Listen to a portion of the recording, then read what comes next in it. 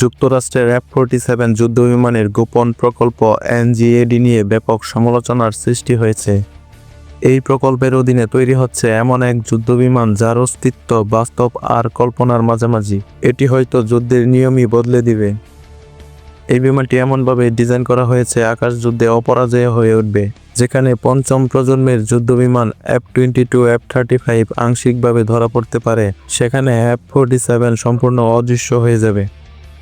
বিমানটিতে আগের চেয়ে আরও উন্নত স্টেলথ প্রযুক্তি ব্যবহার করা হবে।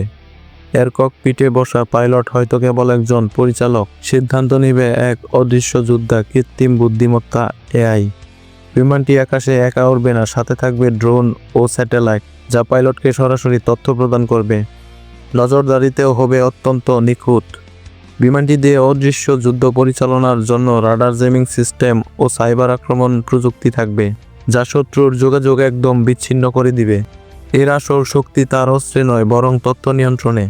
বিমানটির বাহিরে কোনো অস্ত্র ঝুলে থাকবে না, সব অস্ত্র বিমানের ভিতরে ইন্টারনাল পেতে লুকানো থাকবে, যাতে স্টেলথ বৈশিষ্ট্য বজায় থাকে। সময় হলে ইন্টারনাল পের দরজার মুখ খুলে বেরিয়ে আসবে ভয়ঙ্কর সব মারণাস্ত্র।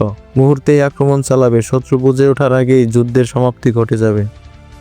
এর সর্বোচ্চ গতি হবে ঘন্টায় 1900 কিলোমিটার, অর্থাৎ শব্দের দ্বিগুণ।